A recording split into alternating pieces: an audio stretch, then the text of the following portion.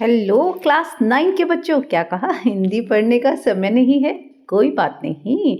हम लोग आपके पाठ वैज्ञानिक चेतना के वाहक चंद्रशेखर वेंकट रामन को पढ़ेंगे सिर्फ 10 मिनट में फटाफट, और वो भी पूरी माइनर डिटेल्स के साथ। तो चलिए बच्चे शुरू करते हैं। सबसे पहले इस पाठ के लेखक हैं धीरंजन मालवीय जी। मालवीय जी की भाषा हमेशा ही सीधी, सरल और वैज्ञानिक शब्दावली लिए होती है, और जिनके बारे में इन्होंने लिखा है वैज्ञानिक चेतना के वाहक रामन, जो कि नोबेल पुरस्कार विजेता प्रथम भारतीय वैज्ञानिक हैं, और उन्हीं के संघर्षमय जीवन का चित्रण इस पाठ में किया है। तो नोबेल पुरस्कार कब मिला था? 1930 में चंद्रशेखर वेंकट रामन जी को नोबेल पुरस्कार मिला था। ठीक है, तो बच्चों वो बता रहे हैं कि जो रामन थे उनका जन्म 7 नवंबर सन 1888 को तमिलनाडु के तिरुचिरापल्ली नगर में हुआ था। इनके पिता स्वयं विशाखापत्तनम में गणित और भौतिकी के शिक्षक थे। तो इस तरह से इन विषयों की सशक्त नींव बचपन से ही उनके पिता ने डाली। 1921 में जब रामन समुद्री यात्रा पर थे, तो समुद्र में जब वो थे और जहाज के डेक पर खड़े थे, तो वहाँ से समुद्र को निहारना उन्हें बहुत अच्छा लगता था, क्योंकि वे प्रकृति से प्रेम करते थे। तो उनके मन में प्रश्न उठा कि आखिर समुद्र का रंग नीला ही क्यों होता है, कुछ और क्यों नहीं? और इस सवाल का जवाब ढूंढते ही वे विश्वविख्यात हो गए।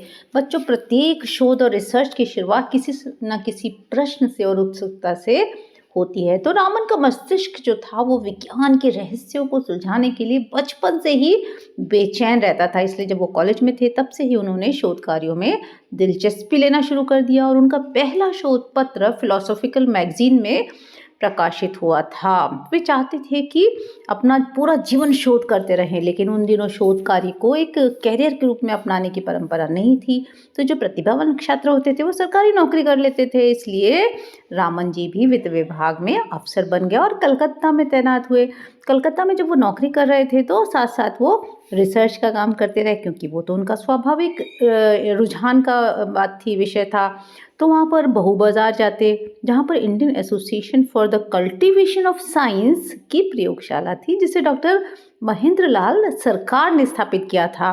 तो उसमें साधन तो कम थे और उपकरण भी काम चलाऊ थे, लेकिन रामन जी वहाँ शोध कार्य करते रहे। तो यहाँ पर लेखक कहते हैं कि एक तरह का हठयोग था, जिसमें वो साधक की तरह दिन भर अपने काम में, अपनी जॉब में मेहनत करते और शाम को रिसर्च कार्य की तरफ जाते थे। इन्हीं दिनों वे क्या हुआ, वाद्य यंत्रों की ओर आकृष्ट हुए, और वाद्य यंत्रों की ध्वनि के पीछे उन्होंने जानने का प्रयास किया कि इसमें जो ध्वनि निकलती है इसमें कौन सा वैज्ञानिक रहस्य है।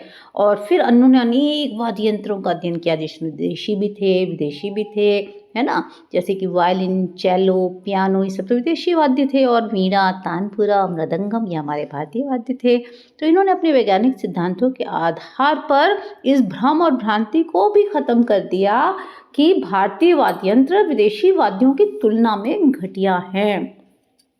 बाद में फिर जो शिक्षा शास्त्री थे सर आशुतोष मुखर्जी, उनसे इनका परिचय हुआ, है ना। तो उन्होंने कहा इनको कि भाई कलकत्ता विश्वविद्यालय में प्रोफेसर का नया पद हुआ है, तो आप वहाँ पर एज प्रोफेसर ज्वाइन कर लें।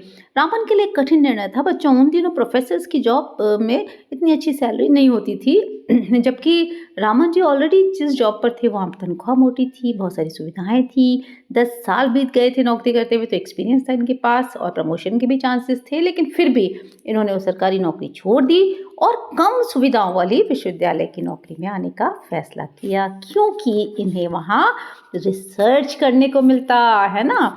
फिर वो 1917 में कलकत्ता विश्वविद्यालय की नौकरी में आ गए और वहाँ पर अध्ययन, अध्यापन और शोध में अपना समय बिताने लगे, जो कि इनका मनपसंद काम था।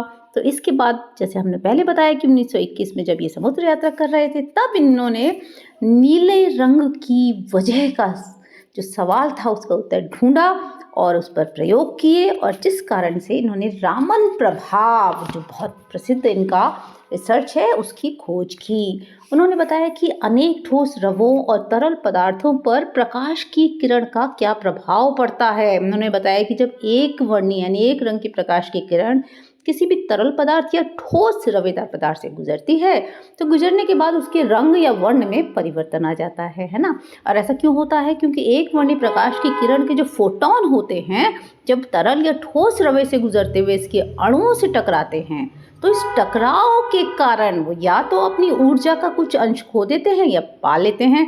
और दोनों ही स्थितियाँ क्या करती हैं? प्रकाश के वर्ण या रंग में बदलाव लाती हैं।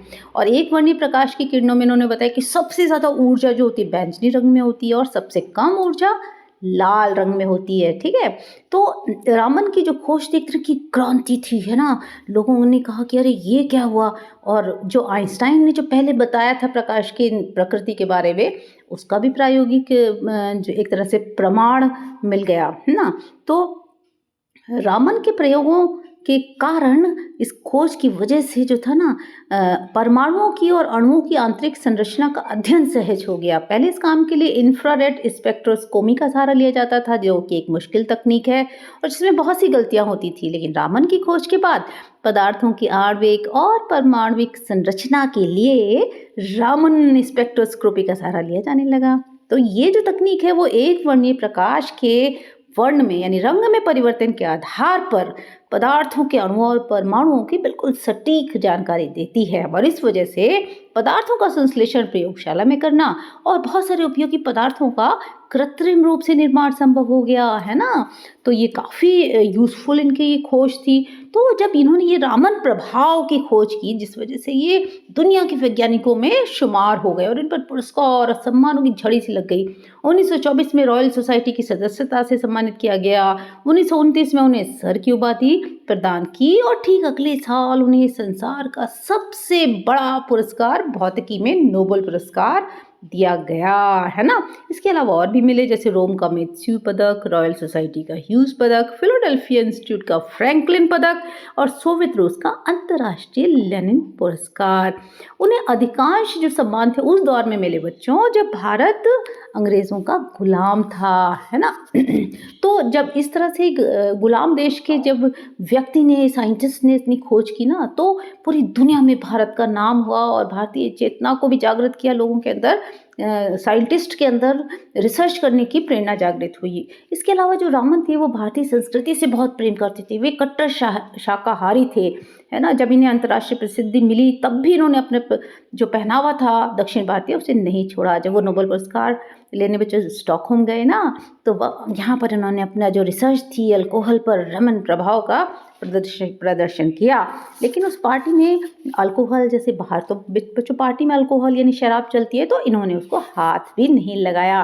तो वो केवल शोध पत्र लेखन ही नहीं करते थे, उनके अंदर एक वैज्ञानिक दृष्टि थी, एक राष्ट्रीय चेतना थी और वो आगे विद्यार्थियों को रिसर्च के लिए प्रेरित करते थे, है ना।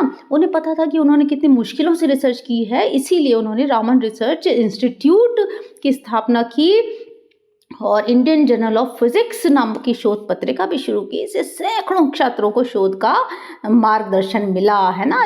और फिर ये क्या था, विज्ञान के प्रचार प्रसार के लिए इन्होंने करंट साइंस नाम की एक पत्रिका का भी संपादन किया। तो उन्होंने कहते हैं कि उन्होंने अपने व्यक्तित्व के प्रकाश की किरणों से पूरे देश को आलोकित किया। और आपकी 21 नवंबर सन 1920 के दिन 82 वर्ष की आयु में आपकी मृत्यु हो गई, है ना। तो बच्चों ये कहने का मतलब है कि हमारे आसपास अनेक घटनाएं होती हैं, प्राकृतिक घटनाएं, सुर है, ताल है, प्रकाश है, समुद्र का रंग है, लेकिन जो साइंटिस्ट होते हैं जिनमें शोध के प्रति रुचि होती है वो उनमें प्रश्न ढूंढते हैं, फिर उसके उत्तर ढूंढते हैं और रामन के जीवन से प्रेरणा लेकर बहुत सारे वैज्ञानिक जो है छुपे हुए वैज्ञानिक रहस्यों का भेदन करने लगे और उन्हें ढूंढने लगे। तो इस तरह से इनका जो जीवन था वो छात्रों के लिए, खास तौर से विज्ञान के छात्रों के लिए बहुत ज़्यादा ही प्रेरणादायी रहा। ठीक है बच्चों, आशा करती हूँ आपको ये अच्छे से समझ में आ गया होगा और इसी तरह से पढ़ते रहिए, सुनते रहिए learn Hindi with Anju ma'am में। अगले वीडियो में बच्चों आपसे फिर मिलेंगे। डिटेल इसके वीडियोस 2 अलग से बने हुए हैं, एक्सप्लेनेशन अगर डिटेल कर देखना चाहें तो वहाँ देख सकते हैं। चलिए अगले वीडियो में आपसे फिर मिलेंगे बच्चों, तब तक जय भारत, जय हिंद।